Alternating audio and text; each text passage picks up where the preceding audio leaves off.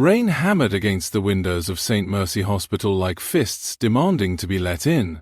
Amara Johnson had just finished a 16-hour shift in the emergency ward. Her scrubs were stained with coffee, blood, and exhaustion. The 32-year-old nurse from Chicago leaned against the locker room sink, rubbing tired eyes while the rest of the hospital slept in silence. She had spent her entire life taking care of other people, patients, her younger brother, her late mother before cancer stole her. But nobody ever took care of Amara. That night, all she wanted was 5 minutes of peace beneath hot water. She stepped into the staff shower room, letting steam wrap around her aching body. The warmth softened the pain in her shoulders. For the first time all day, she breathed. Then the lights flickered. Amara froze. A loud crash echoed down the hallway outside. Another one, then hurried footsteps. Her heart slammed against her chest. Before she could move, the shower door burst open. A tall man stumbled inside, dripping blood. Designer black suit soaked from rain. Tattooed hands trembling. Sharp Korean features twisted in pain, and eyes dark, dangerous eyes Thar. T locked onto hers like he'd spent years searching for her face. Amara grabbed a towel to cover herself, reaching for the emergency alarm beside the wall. "Don't touch it," the stranger rasped. His voice was weak but commanding. She noticed the gunshot wound in his side immediately. Blood poured through his fingers onto the tile floor. "You need a hospital," she said instinctively. He gave a broken laugh.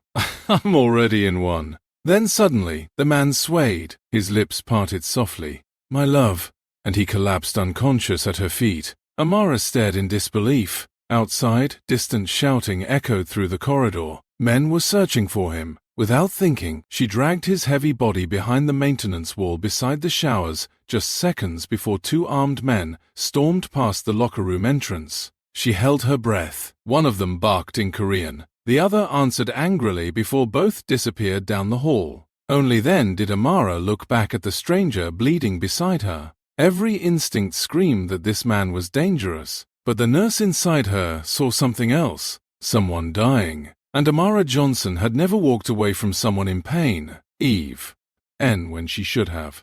2 hours later, the stranger woke inside an abandoned storage room deep in the hospital basement. Amara sat nearby stitching his wound beneath dim fluorescent lights. "You're lucky," she muttered. "Bullet missed your liver by inches." The man slowly sat up, grimacing. Even injured, he carried terrifying presents. Expensive watch, gold rings, dragon tattoo curling along his neck. This wasn't some ordinary criminal. "You hit me," he said quietly. "You were bleeding to death. You should have left me there." Amara met his gaze firmly. "I'm a nurse. We don't do that." For the first time, something softened in his expression. "My name is Jihoon," he said. She folded her arms. "And why are armed men hunting you inside my hospital, Jihoon?" Silence. Then finally, "I own half the city." Amara blinked. "What?" A bitter smile crossed his face. "Kang Jihoon, Seoul." The name hit her instantly. Even in America, people knew the rumors. Kang Jihoon, the Korean businessman linked to organized crime, underground casinos, and billion-dollar empires. Some called him a mafia boss. Others called him a ghost. And somehow, he was bleeding in her hospital. Our basement. "You're kidding." "I wish I was." Amara stepped back in disbelief. "This is insane." "Yes. You broke into a hospital shower room. I was being shot at. You called me my love." Jihoon looked genuinely confused for a second. Then his eyes widened slightly. "You remind me of someone." Amara rolled her eyes instantly. "Absolutely not." But Jihoon kept staring at her with unsettling emotion. "My mother," he whispered. That answer caught her completely off guard. "She was a nurse too." The room grew quiet. Jihoon looked away, jaw tightening. "She died protecting me when I was 14. Something inside Amara shifted. Not sympathy exactly. Recognition. Because grief recognized grief. And exhausted people somehow always found each other. Over the next 3 days, Jihoon secretly remained hidden in the abandoned wing while Amara treated him between shifts. She should have reported him. Instead, she brought food, medicine, clean bandages. Every conversation chipped away at the terrifying myth surrounding him. He wasn't cold like newspapers described. He was lonely, terribly lonely. One night, while rain poured outside again, Amara found staring out the basement window. "You don't sleep?" she asked. Jihoon smirked faintly. "People try to kill me professionally." She sat beside him carefully. And yet you still protect strangers. His eyes met hers. You protected me first. Amara shrugged. That's different. Why? Because kindness shouldn't depend on who deserves it. The words hit him harder than bullets ever could. Ji-hoon lowered his gaze slowly. No one's ever said that to me before. For the first time in years, someone saw him as human instead of monster. And for the first time in years, Amara felt seen too. Not as the tired nurse everyone depended on. Not as the strong woman forced to carry everyone's pain. Just Amara. But peace never lasts around dangerous men. On the fourth night, gunfire erupted downstairs.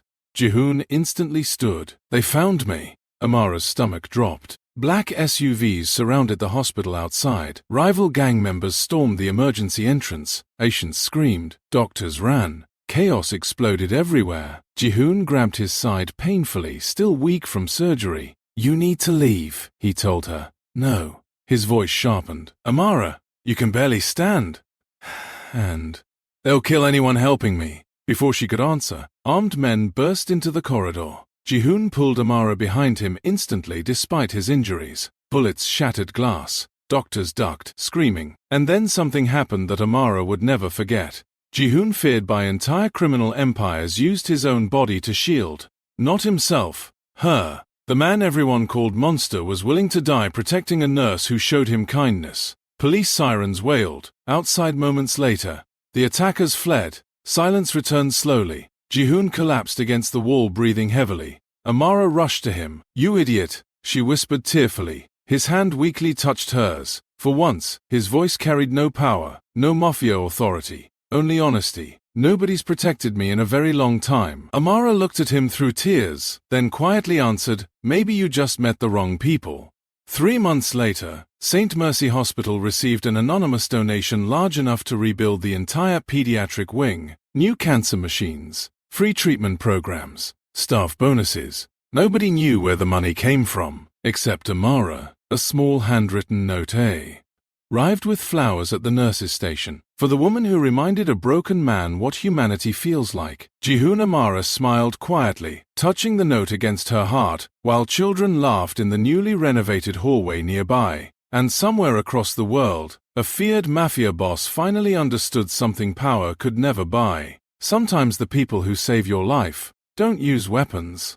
Sometimes they simply choose kindness when the world has given them every reason not to. The hospital thought the story ended with the donation. Amara knew better, because men like Kang Ji-hoon didn't just disappear into silence. They disappeared into storms, and storms always came back. 2 weeks after the anonymous donation, Amara noticed the first sign. A black car. Same model, same tinted windows. Parked across the street from St. Mercy Hospital at exactly 3:17 a.m. She saw it while leaving the night shift. At first, she told herself it was nothing, until the next night. It was there again. Same spot, same time, watching. On the third night, the hospital security system flickered for exactly 12 seconds. Every camera reset at once, and when it came back online, the black car was closer. Amara's chest tightened. Something wasn't right. Not anymore. At 4:02 a.m., she got the message. Unknown number. Only 4 words. Don't trust the hospital. She froze in the locker room. Her fingers hovered over the screen. Then another message arrived. I'm already inside. The lights in the hallway outside the staff wing went out, one by one. Click, click, click. Like someone was pulling the building into darkness on purpose. Amara slowly stepped back. Her pulse roared in her ears. Then a voice behind her. Calm, familiar. You shouldn't be alone here. She turned sharply. Ji-hoon stood in the doorway. No suit this time. No blood. Just a long black coat. And eyes that looked even heavier than before. You're supposed to be gone, she whispered. I tried. His gaze shifted toward the dark hallway. But they followed me here. Amara's throat tightened. Who? Ji-hoon didn't answer immediately. Then softly, my family. That word didn't feel safe coming from him. It felt like a warning. Suddenly, a loud crash echoed upstairs. Glass breaking. Footsteps running. Screams. The hospital erupted into chaos. Ji-hoon grabbed her wrist instantly. Stay behind me. I don't need protection, she snapped. He looked at her, really looked at her, and said something that silenced her completely. They're not here to kill me this time. A pause. They're here to erase you. Before she could react, the emergency doors at the end of the hallway exploded open. Black-clad men poured inside. Silent, organized, professional, not criminals. Executions. Amara's breath caught. Ji-hoon stepped forward, and for the first time she saw something terrifying in him, not fear, not hesitation, recognition, like he knew every one of them personally. One of the men spoke in Korean. Ji-hoon answered coldly. Then everything shifted. The man raised his weapon, but didn't aim at Ji-hoon. He aimed at Amara. Ji-hoon moved faster than thought. He slammed into the shooter, dragging him down hard against the floor. Gunfire erupted instantly. The hospital corridor turned into chaos again. Amara ducked behind a metal cart, heart pounding violently. Ji-hoon fought like someone who had done it too many times to count. Not wild, controlled, precise, dangerous, too dangerous. Amara grabbed a fallen medic, Cal tray, and threw it across the hallway, distracting one attacker just long enough for Ji-hoon to disarm him. He didn't kill. He never killed, but he broke bones like punctuation marks. Quick, final, necessary. Then suddenly everything stopped. A new voice echoed through the corridor speakers. Deep, calm, familiar. Kang Ji-hoon. Ji-hoon froze. For the first time, Amara saw it. Fear. The lights above flickered back on. And at the end of the hallway, a man stepped forward. Older, expensive suit. Same eyes as Ji-hoon, just colder. You always choose the wrong people? The man said softly. Ji-hoon didn't move. Amara slowly stood behind him. Who is that? She whispered. Ji-hoon's voice came out barely audible. My father. The hallway felt smaller instantly. He continued walking forward, unhurried, like he owned every breath in the building. I gave you an empire, the man said, and you chose a nurse. Silence. Then his gaze shifted, directly to Amara. And now she becomes a liability. Ji-hoon stepped forward instantly. No, just one word, but it carried war. The father smiled slightly. You always were sentimental. Then he raised his hand. Number, and every gun in the hallway aimed at once. Not at Ji-hoon, at Amara. Ji-hoon didn't look back when he spoke, but his voice changed everything. Touch her. A pause, like thunder holding its breath. And I burn everything you built. For the first time the man hesitated. Just a fraction, but enough. Enough for Amara to realize she was no longer standing beside a patient. She was standing beside a war that had just begun. The silence after Ji-hoon's words didn't last. It never did. Because men like his father didn't hesitate for mercy, they hesitated for strategy. The hospital corridor was frozen, guns aimed, breathing stopped. Amara could hear her own heartbeat louder than the chaos outside. Ji-hoon stood between her and a firing line that didn't blink, and his father Kang Da-hyun watched like this was all a business meeting gone slightly inconvenient. You would destroy your own bloodline over a stranger? The old man asked calmly. Ji-hoon didn't move. She's not a stranger, he said. Amara's breath caught at that, not because it was romantic, because it sounded like a decision already made long before this moment. Da-hyun sighed softly. You're still weak. Then he tilted his head slightly. Shoot her. Everything happened at once. But Ji-hoon moved first. He slammed Amara to the ground just as bullets ripped through the air where she had been standing. Glass exploded. Metal screamed. Amara barely had time to gasp before Ji-hoon dragged her behind a reinforced desk, his hand pressed firmly against her shoulder. Don't move, he ordered. For once, she didn't argue, because the man she thought she understood was no longer just wounded Mafia royalty. He was something else entirely. Outside, the attackers advanced, step by step, precise, unstoppable. Da-hyun's voice echoed again through the hallway speakers. You were never meant to survive outside my control, Ji-hoon. Ji-hoon peeked around the corner, then pulled back instantly. Ex-military units, he muttered. Amara looked at him. They're your father's men? He nodded once. Special division. They erase problems. Amara swallowed hard. And I'm the problem? Ji-hoon looked at her. No. A pause. You're the reason I became one. That hit harder than bullets. Before Amara could respond, Ji-hoon grabbed her hand. Listen to me carefully. His voice was low, controlled, focused. When I move, you run. I'm not leaving you, she snapped instantly. His grip tightened slightly. For once in your life, let someone choose the risk for you. Amara froze, because nobody had ever spoken to her like that. Not as a nurse, not as a survivor, as someone worth saving. Another explosion rocked the hallway. The attackers breached the corridor. Ji-hoon stood, and for the first time since Amara met him, he wasn't injured. He wasn't hiding. He wasn't running. He was commanding. He stepped out into the open, and the entire atmosphere changed. Even Da-yoon's men paused. Ji-hoon spoke in Korean, short, sharp. One of the attackers hesitated. Another lowered his weapon slightly. Amara didn't understand the words, but she understood the effect. Fear, respect, and betrayal. Da-yoon's voice returned, colder now. "You're trying to turn them against me?" Ji-hoon didn't respond. Instead, he walked forward, straight into the line of fire. One man raised his gun and didn't shoot. Another looked away, conflicted. Amara realized something terrifying. They didn't fear Ji-hoon's father more than Ji-hoon. They feared what Ji-hoon used to be. Then Ji-hoon stopped in the middle of the hallway and spoke one sentence, loud enough for everyone. Even Amara heard it clearly now. "I am ending the Kang legacy tonight." Silence fell like a grave. Then the lights cut out again. Total darkness. Amara felt a hand grab hers instantly. "Ji-hoon, run," he whispered, and this time she did. They moved through the emergency corridors as alarms screamed back to life. Behind them, gunfire erupted again.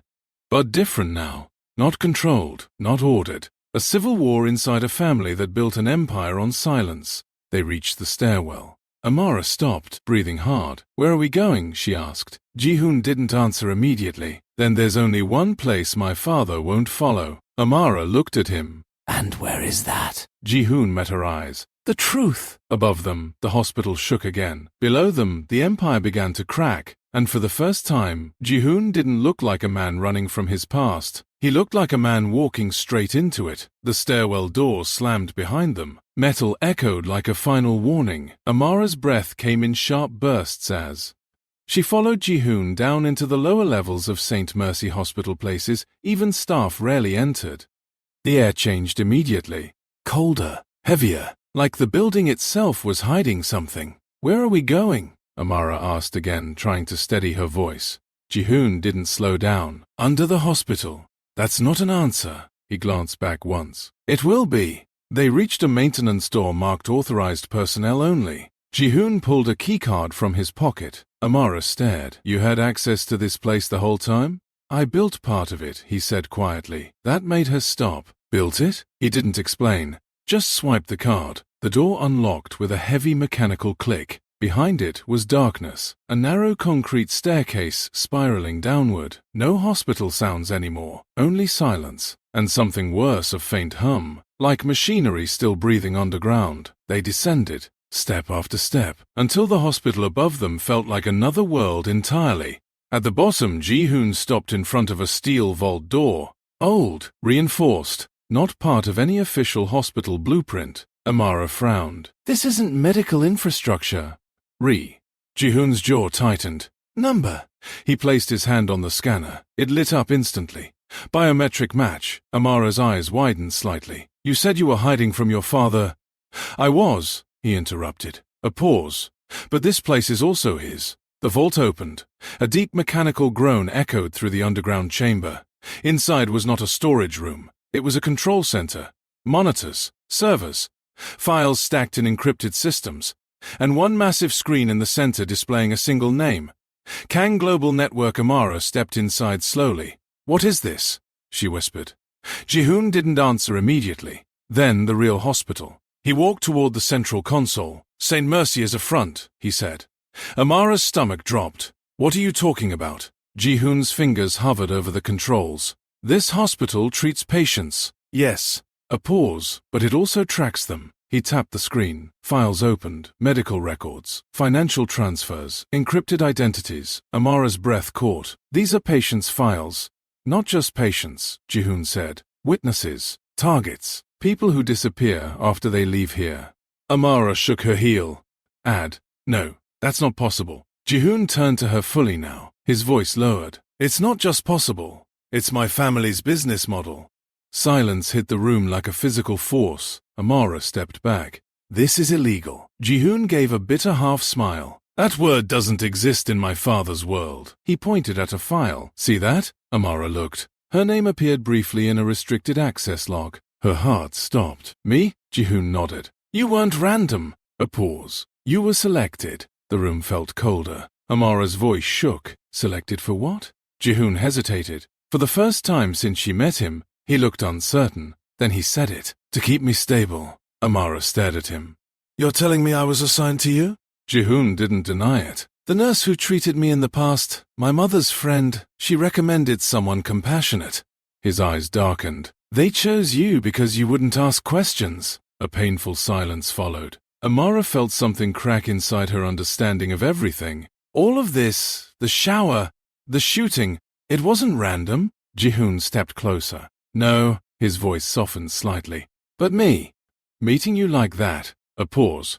That part wasn't planned. Above them, distant explosions echoed again. The war upstairs was still raging, but here everything felt worse, because this wasn't chaos. This was design. Ji-hoon turned off the monitor. We need to leave. Amara didn't move. You said I was chosen. Yes. For what exactly, Ji-hoon? Silence. Then he finally met her eyes. For protection. A pause. And leverage. Amara took a step back. So your father used me against you. Ji-hoon's voice dropped. He uses everything against me. A beat.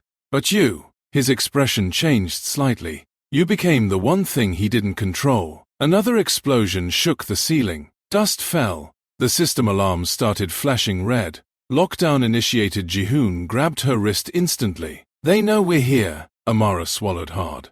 And now? Ji-hoon looked at her. This time no hesitation. Now we end it. He pulled her toward a hidden exit behind the server wall, but before they could move a voice came through the speakers again. Calm, familiar, cold. You were never supposed to see that room. Kang Da-yoon. Ji-hoon stopped instantly. Ara froze. The voice continued. But since you did. A pause. I suppose it's time you learn what your kindness really created. The lights flickered, and every screen in the underground room turned back on, showing surveillance feeds of the entire hospital, and Amara's face. On every screen, watching her, like she had never been alone at all. Amara couldn't breathe. Every screen in the underground control room showed her face. Not once, not twice. Every angle, every hallway, every moment she had ever walked through St. Mercy Hospital. Her entire life here had been recorded, analyzed, stored. Ji-hoon stepped in front of her instantly, blocking her reflection on the monitors. Don't look at it, he said firmly. But it was too late. Her reality had already shifted. Kang Da-yoon's voice continued through the speakers, calm as ever. You think kindness is random, Ji-hoon? A pause. It is engineered. Ji-hoon's jaw tightened. Shut it down, a soft chuckle echoed. You always hated the truth. One screen flickered closer, a live feed. Amara saw herself from 10 minutes ago, standing in the stairwell before they entered the vault, watching herself, watching her own fate. Her hands shook. This is insane, she whispered. Ji-hoon didn't answer immediately, because even he looked disturbed now, not by the system, but by how deep it went. Then Da-hyun spoke again. Amara Johnson. Her name sounded wrong in his voice, like ownership. You were never meant to be involved in my empire's war. A pause. You were meant to be a stabilizer. Ji-hoon stepped forward, voice sharp. You're lying. But the screen didn't stop. More files opened. Medical records. Behavioral patterns. Psychological profiling. Amara's entire life laid out like data. Her childhood, her mother's illness, her financial struggles, her empathy score rating. Amara stumbled back. I'm not a file, she whispered. Ji-hoon turned slightly toward her. You're not. But even his voice didn't sound fully convinced anymore. Da-yoon's voice lowered. Every time Ji-hoon lost control, every time he became unstable, a pause. We introduced a nurse who could anchor him. The screen zoomed in on Amara's first encounter with Ji-hoon. The shower, the blood, the collapse. Amara's stomach twisted. That meeting, she said slowly. It was published. Land? Silence. Then Ji-hoon's voice cut through sharply. Number. But Da-yoon continued anyway. Not planned, guided. The underground room felt like it was closing in. Amara turned to Ji-hoon. Tell me he's lying. Ji-hoon hesitated, just a fraction too long. And that hesitation said everything. Above them, explosions echoed again. but now it felt distant, like the real war was not in hospital anymore. It was inside her understanding of reality. Ji-hoon finally spoke. "My father doesn't plan people's lives." A pause. "He predicts them." He looked at her fully, and sometimes he adjusts them. Amara stepped back. "So what am I then?" Her voice broke slightly. "A tool." Ji-hoon moved toward her immediately. "Number." But even he sounded conflicted now. "You were supposed to keep me from becoming like him." The screens flickered again, this time showing Ji-hoon. Younger, training, violence, orders, blood. A boy being shaped into something sharper than human. Dayoon's voice returned. "You failed, Ji-hoon."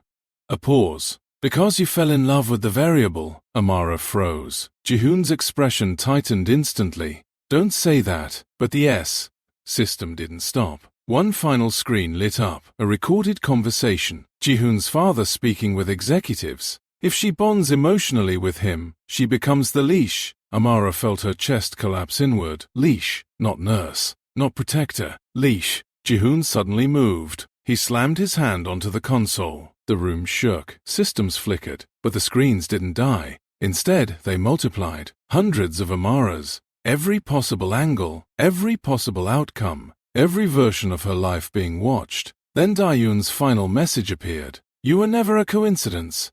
You were a control mechanism." A pause. "And now that you know."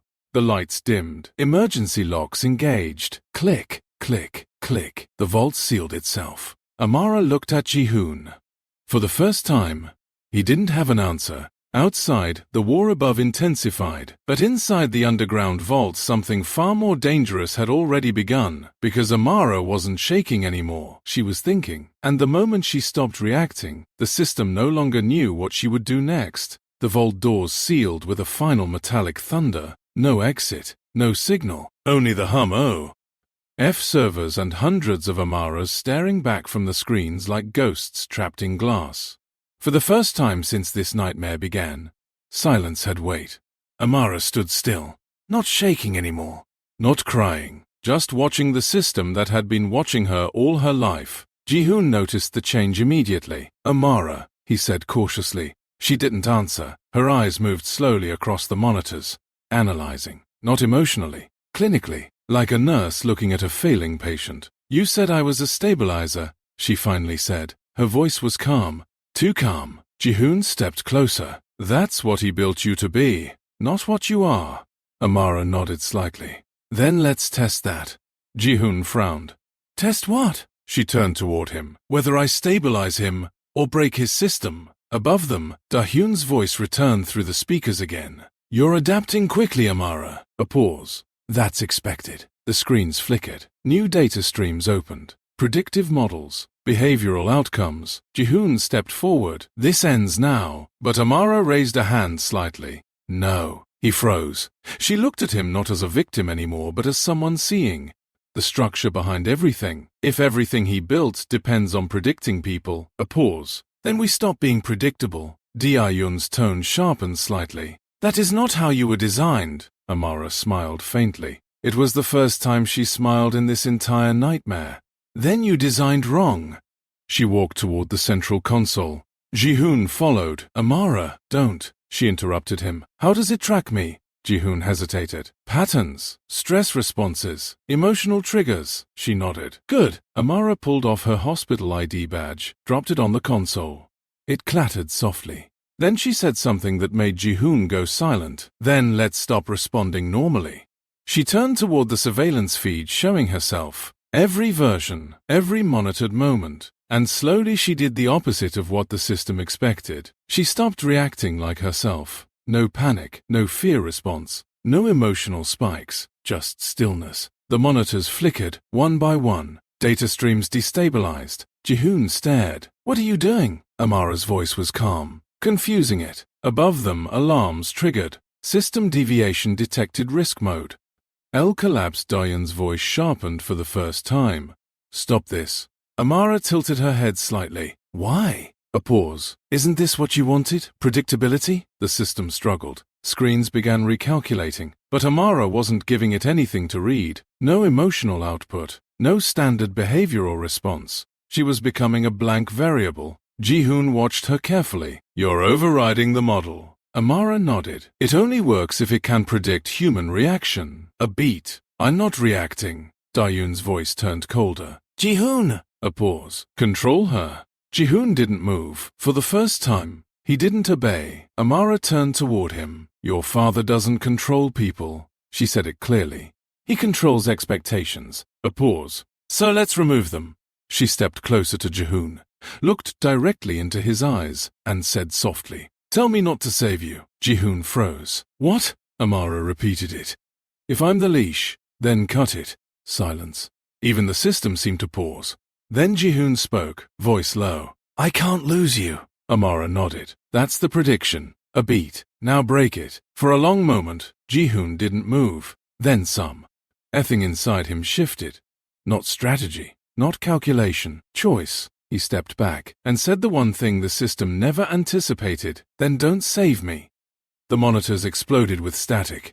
Error after error. Prediction model failed, cascade failure initiated above them. Dayoon's voice finally lost its calm. No. For the first time, it wasn't control. It was realization. Amara exhaled slowly. The system wasn't tracking her anymore, because she wasn't inside its logic loop now. She turned toward Ji-hoon. Now, she said quietly, we move. And for the first time since the shower, they weren't running from a system anymore. They were walking through its collapse. The vault doors shuddered. Once, twice, then stopped responding entirely. The system above them was collapsing in real time, not with silence, with failure. Screens flickered red, then white, then nothing at all. Kang Global Network offline. Amara stood in the center of it all, breathing slowly, like she was listening to a patient's heartbeat returning to normal after near death. Ji-hoon watched her carefully, not like a Mafia boss, not like a weapon, like a man realizing the ground beneath his entire life had finally broken. Above them, Dayoon's voice came through one last time, but it wasn't calm anymore, it was fractured. You think you've won? A pause. Ji-hoon, she is still inside my system. Static crackled. And systems always restart. Ji-hoon stepped forward, voice steady now. No, just that. No speech. No threat. Just certainty. Amara walked to the main console. Every screen was now looping failure reports, broken predictions, corrupted models. She placed her hand on the terminal and spoke softly. You built a world that only understands control. A pause. I don't belong in that world anymore. She pressed one final command. Not destruction. Not deletion. Something simpler.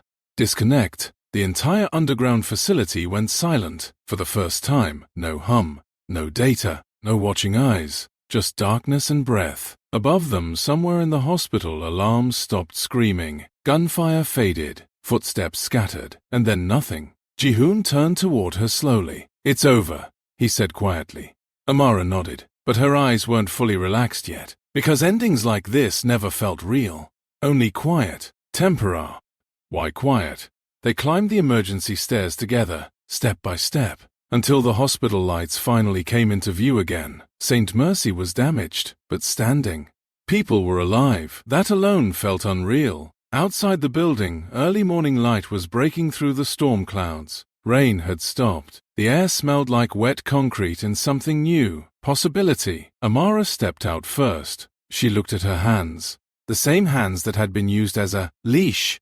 Now just hands again. Human, unassigned, unwatched. Ji-hoon stood beside her. For a long moment, neither of them spoke, because words suddenly felt too small for everything that had collapsed between them. Empires, systems, bloodlines, predictions. Then Ji-hoon said quietly, What happens now? Amara looked at him. Really looked. Not the Mafia heir. Not the broken weapon. Just a man who had never once been allowed to choose his own life. And she answered honestly, I don't know. A pause. Then softer, but it won't be decided by anyone else. Far away, somewhere in the ruins of a digital empire, a final server blinked once, then shut down completely. No backup triggered. No recovery initiated. For the first time in decades, the Kang system had no response, because it no longer had inputs to predict. Amara and Ji-hoon walked forward together, not escaping, not hiding, just moving, into a world that, for once, was no longer watching.